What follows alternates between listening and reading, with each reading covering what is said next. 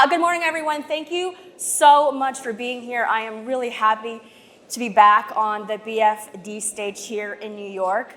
We're going to have some more great conversations, but I just want to acknowledge that there are so many serious moments right now outside of this room, serious uncertainty and pain, and we just so appreciate and are so grateful for your trust in Axios and for your spending some time with us today.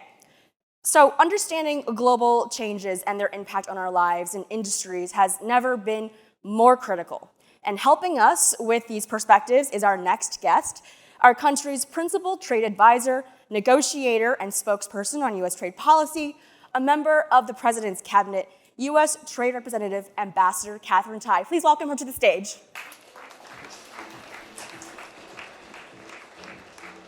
Hi. Thank you so much nice for being here. I know you have a really busy schedule, and so we're so grateful for you to be here with us today. As I mentioned before we were able to get you here on stage, there is a lot going on. And I'm just wondering to start off with, how much do you think the world has shifted since this weekend? I think that's a question that so many of us are pondering, whatever industry we're in, whatever policy area we work in on the governmental side. There's no question that what happened this weekend is significant. On our side, I think that we continue to engage diplomatically across the administration. I know that Secretary of State Tony Blinken is in Israel right now, and the President and Vice President continue to monitor the situation. But to your point earlier, there is a lot going on in the world. The world, it feels like, keeps getting more and more complex. And I think bringing that back to my area, which is trade policy, we feel an incredible sense of responsibility to navigate U.S. trade policy in a way that promotes resilience for our economy, sustainability, and inclusivity. And I think that what we've seen this weekend reinforces for me that those are the goals, those are the watchwords for us in how we navigate very, very challenging times. I agree.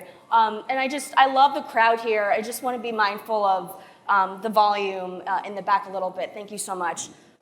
So one of the, I think, words that we use, resiliency, is something I want to touch on. But before we get there, do you think that at this point, more countries will turn more inward as a result of the most recent conflict, these attacks in Israel? I think it's really hard to say. And again, if I just bring it back to the trend line of an increasing complexity in the world, we see an increasing premium being placed on engagement, diplomatic engagement, how we approach economic engagement. And I think that this is also a time when the United States, we have in the Biden administration been very thoughtful and intentional about how we express our commitment to the institutions, the multilateral institutions of various kinds, and place a premium on how we partner with the rest of the world. And just lastly on this, can you give us a sense of what the mood is like right now inside the administration? Well, I've been in New York these past 2 days. I think extremely sober, and what you see on TV is also very much, I think, that the tone inside the administration, which is this incredible sense of seriousness and responsibility from the president all the way on down. So resiliency is a topic that a lot of companies are thinking about, and you've been thinking about this, especially as we've seen the COVID supply chain shocks. How much more protected are we from these supply chain shocks going forward, and where are we still as a country a little bit weak? I think that's a great question. I think that where we are today in October of 2023, in our COVID initiated supply chain realization, the realization that supply chains as they're constructed have really been designed for maximizing efficiency, minimizing costs, and not necessarily built to withstand shocks and breakage. I think that we've made an incredible amount of progress to achieving a consensus view that our supply chains need to be designed for resilience. Now, where do we go from there? I think from a trade policy perspective, the next set of questions are, okay, To the extent, and I think that it is a great extent, that our trade policies have reinforced that maximizing efficiency approach, how do we adjust the power of our trade policies to incentivize our actors in the economy to start taking into account and building in for resilience? And I think that there we are right on the cusp of beginning to work with partners inside our own economy, and then our trading partners on new forms of trade arrangements. On that, I just call out to you a couple of our initiatives, the Indo-Pacific Economic Framework, the 21st Century Trade Initiative that we have going on with Taiwan. Indo-Pacific is with 13 countries, including us in the greater Indo-Pacific region, and also a strategic trade and investment partnership that we are negotiating with Kenya.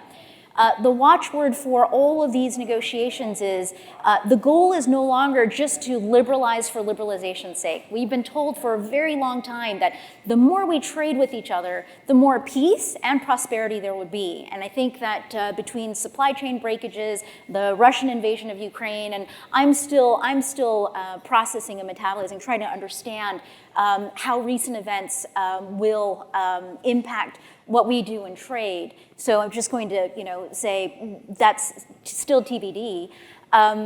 We really need to find ways where we can engage economically to promote a different set of goals, not just liberalization for liberalization's sake, right? Efficiency is still good, but resilience, sustainability, and inclusivity, and that's what we're trying to accomplish in these negotiations. I mean, a lot of business leaders would disagree with you on this. I mean, I can remember when I met Jack Ma in 2016, so this is before the 2016 elections too, and he said that when trade stops, war starts.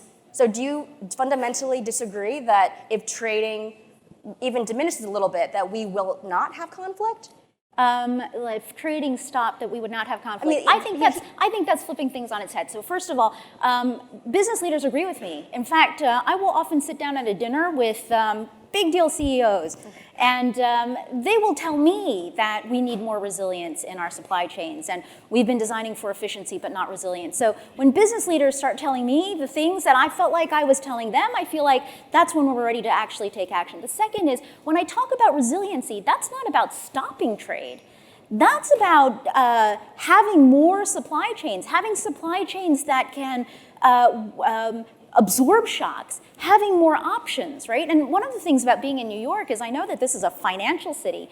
Finance people are all about thinking about quantifying risk.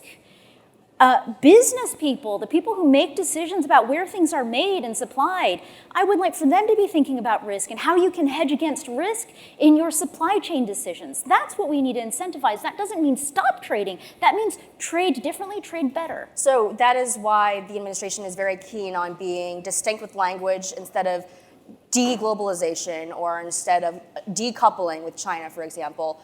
The term de-risking is so often used instead. I guess that's right. I mean, one of the issues is, are you decoupling, are you de-risking?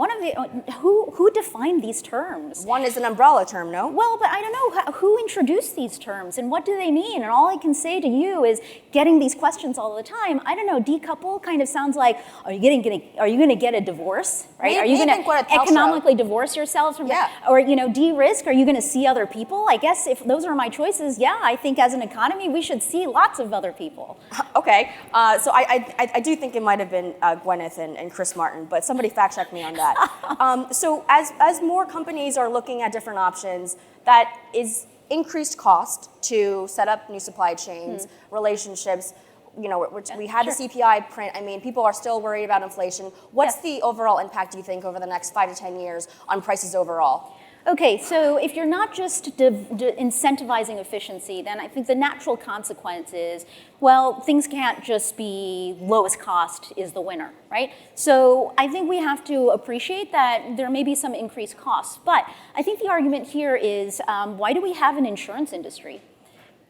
Insurance costs you something every month. You're paying into a risk mitigation process, mechanism. Yes, you can tell I'm not a finance person, but I am vaguely aware of finance concepts, and I think that it is absolutely applicable to the design of supply chains. Yeah, okay, it shouldn't cost a whole lot more, but if it costs some more, and then that can prevent you from having like a massive breakdown where your chips all end up in places that you don't know, and your manufacturing production and your industrial production comes to a halt, then I think that is well worth the insurance that you would be paying on a regular basis. How worried are you about the relationship between US and China right now? So I think that this is one area where we as an administration take our responsibility as the US government extremely seriously. This is a profoundly consequential relationship, certainly on the economic side where I primarily work, but overall the bilateral relationship, how we relate to each other also has implications for the entire world, the two largest economies in the world. So I think that what you see right now is a lot of thoughtfulness and carefulness from both sides in managing this relationship. And I think that that's what this relationship needs, certainly at this moment. It seems like a lot of people in the administration are going to China. It's like the place that everybody wants to visit. Is there a reason for that? I think that what you see is, I'll just go back a little bit. Last November, which was, I think that the last time that President Biden and President Xi Jinping met in person in Bali at the G20, the instruction that came out of that meeting to both teams in Washington and Beijing was reconnect, open up channels of communication, and get the conversation going. One of the challenges at the time was the timing of that. That was right as the transition was taking place from President Xi's second to third term, and there was essentially an administration transition for him. So it took us a couple months to have the shakeout from Beijing become apparent in terms of which counterparts stayed in place, which counterparts had moved, who are your new counterparts. And then you've seen, since then, you've seen Tony re-engage and go over in June, Secretary Yellen, Secretary Raimondo, Special Envoy Kerry. I think that these are the necessary components to the management of the relationship that you're seeing us build. And if you look at some of the deadlines coming up, I think at the end of this month, there is a decision that has to be made around the tariffs with the EU and recycled steel. Can you give us a status update or progress update on that? Certainly. So October 31 is our deadline, self-imposed, between the United States and the European Union on coming up with a forward-looking arrangement on steel and aluminum. If you'll recall, 2 years ago, October 31, 2021, we called a truce. We resumed duty-free trade from the EU with some safeguards. If we started seeing surges, tariffs would kick in outside of those historic volumes of trade. And then on the EU side, they suspended their retaliatory tariffs. The goal we set for ourselves was to negotiate a new arrangement, the two of us cooperatively, in taking on the twin challenges of non-market excess capacity and production in steel and aluminum globally, which challenges our market-based production, our workers, our industries, similarly, and then also the challenge of these two very carbon-intensive industries and how to incentivize cleaner production and cleaner trade. So fair trade, clean trade, together, let's see, what's today, the 12th? So we've got 19 days. Stay tuned. Okay, last two questions here. The trade framework that you're now looking to hopefully continue in the next couple of years. As you look up and down your circle and your peers and colleagues, how many people would you say are in agreement with this new framework that trade needs to come not at the expense of labor, not at the expense of the environment, but in a new way, so that depending on whatever happens during the election next year, that these policies and philosophies will continue? Oh, I think, you've got to read the room, and our administration is absolutely unified on this. I work closely with the Congress. The Congress is our constitutional partner on trade.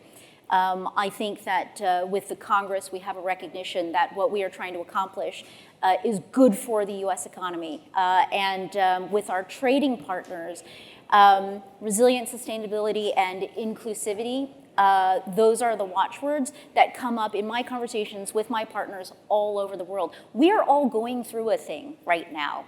I said to a company CEO who came in to see me, and I tried to be quite diplomatic about it, and I said, well, you look at the global economy, I think it is quite dynamic, wouldn't you say? And he said, and I said, I wanted to use the word volatile, and I don't know if you'd agree with me, and he said, you should absolutely use the word volatile. That is what I see in the global economy. So volatility, right? A lot of change happening.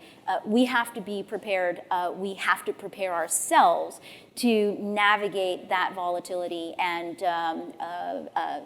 be as strong as we can. And that's the focus on resilience. And I've not met anybody who would disagree with me that we here in the United States need resilience in our economy, more of it, or that the global economy needs more of it. So it's a bipartisan agreement that okay, yes. I'm going to steal minutes from your break, I'm sorry. Would you say that there's anybody or people inside the administration who are maybe interested in more aggression with China? Are there people who are interested in more aggression with China?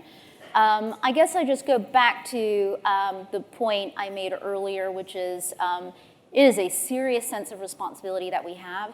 The challenges that we have in different areas they're different shapes, but I would say the size of the challenge is enormous across the board. All right. Ambassador, thank you so much for spending time with us. Thank you so much, Hope. Ambassador Katherine.